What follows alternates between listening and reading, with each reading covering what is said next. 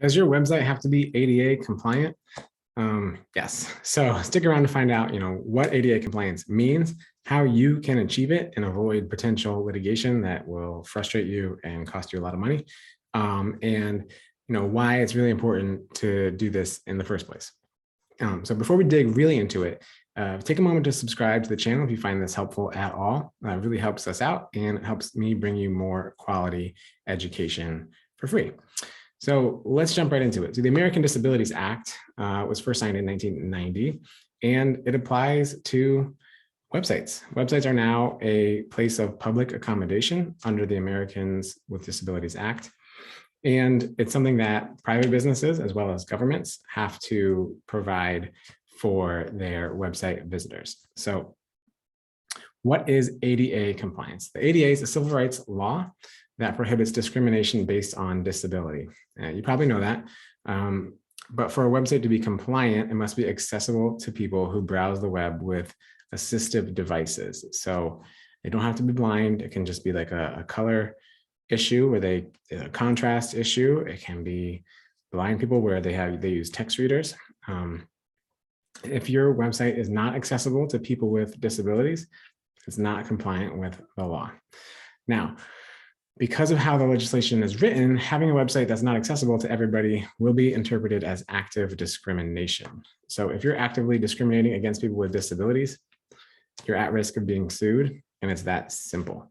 I'm going to take a second to point out that lawsuits over ADA compliance have risen steadily year over year, and the plaintiff's bar just typically takes one industry. They'll write a complaint, which is the first document in a lawsuit, and then they'll write it, let's say, for chiropractors' offices, and they'll write all the details and they kind of do that.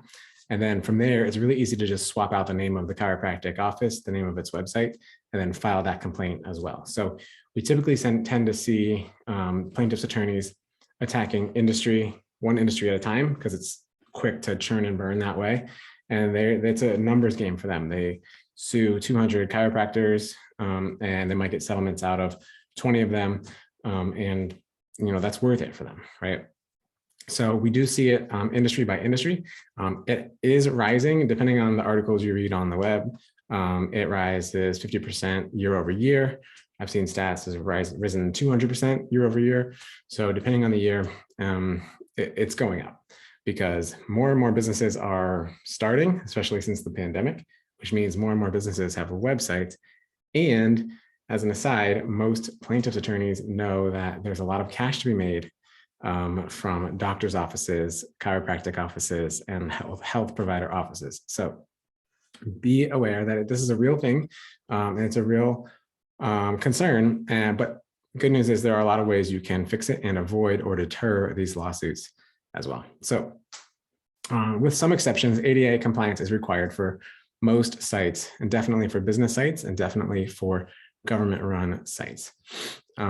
Business websites are considered places of public accommodation under the law. And in the most recent article I saw, 50% year over year increase, which means 10 new lawsuits per day around the country. Are there any guidelines? So how can you fix this? What are the rules? How do you fix your website or make it so that it's more accessible? Now, the ADA doesn't have a black and white set of rules for you to follow, partly because it was adopted in 1990, but also partly because of the way our government works. So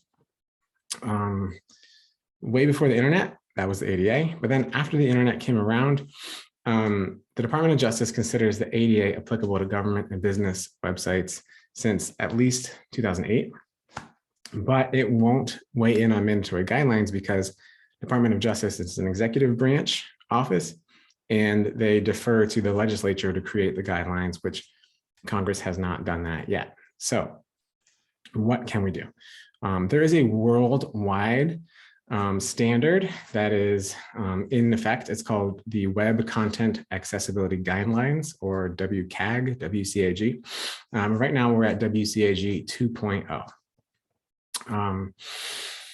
Some of those standards are mandatory under other US laws, such as the Rehabilitation Act of 1973, and the Air Carrier Access Act of 1986. But under the ADA, they're a voluntary technical standard. So there's no real technical standards under the ADA, and these WCAG standards are the best we have. So in order to meet ADA standards, right now the wisdom is to follow the WCAG 2.0 AA standards. So how do you do that? How do you become ADA compliant? Even though non-compliance with WCAG does not mean non-compliance with the ADA, that is still the best standard, and the Department of Justice has come out and said that as well, because it does provide a detailed roadmap for ensuring complete accessibility on your site. And it's going to be the standard that courts use if there's a lawsuit or there's a judgment or settlement. Anyways, so if your team doesn't have the resources to test your website, to look for areas of the website that need improving, or you don't have the time to get into the weeds of the WCAG standards, there's a lot of solutions out there for you. I use a solution called AudioEye, and I'll put a link to their software below. But what you do is you just put a line of code in the header section of your website. If you don't know what I'm talking about, they walk you through it. And it'll scan it using AI, scan it and look for any issues under the WCAG 2.0 standards. Now, some of those the computer will be able to fix on the back end, but a lot of times they're going to flag issues for you to fix manually as well. I think there's a version where you can pay them to do the assessment with AI.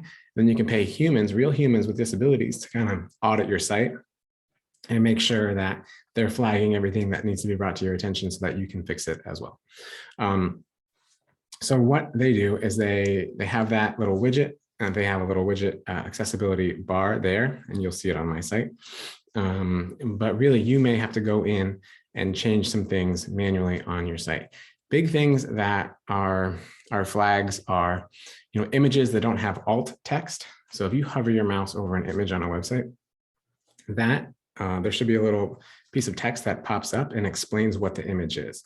So if someone is blind or vision impaired and they're going through your website and they can't see any of the photos, then that's active discrimination and they're not accessing the full part of your website. So photos with no alt text is one big issue. Links that don't have proper descriptions of where they go is another issue. Same thing. So if you hover over a hyperlink that is hidden behind text and you don't know what the URL is, where you're going to go, the accessibility tools will help you identify that as well. Finally, it's important to have something that's ongoing, because you're adding blogs, you're adding videos, you're changing the website here and there. And so I personally use AudioEye at Functional Lawyer, and I'm happy to recommend them. I'll put a link down in the description here as well. So it takes one less thing off your plate. I bring to you a problem, and hopefully you'll be able to find a solution through AudioEye, or there's a few others out there as well. Best case scenario, you get some humans to help you out, but for the money, it's a good place to start at AudioEye. You just throw a line of code in there. They've got an accessibility kind of a menu that'll help with contrast and any other accessibility tools. Really hard to say. Don't say it 100 times in your 5-minute video. That will be a great start for you in order to at least, one, keep your website accessible to people so that you're not discriminating against anybody. But more practically, from a financial standpoint, and let's face it, cynically, that moves the needle most of the time. It will deter plaintiffs' attorneys from bringing suit against you if they see that you're taking steps towards accessibility, even if you're not 100% perfect all the time. So if you thought this was helpful, please hit subscribe. If you have any comments or anything that I missed, let me know below, and we'll see you guys in the next video.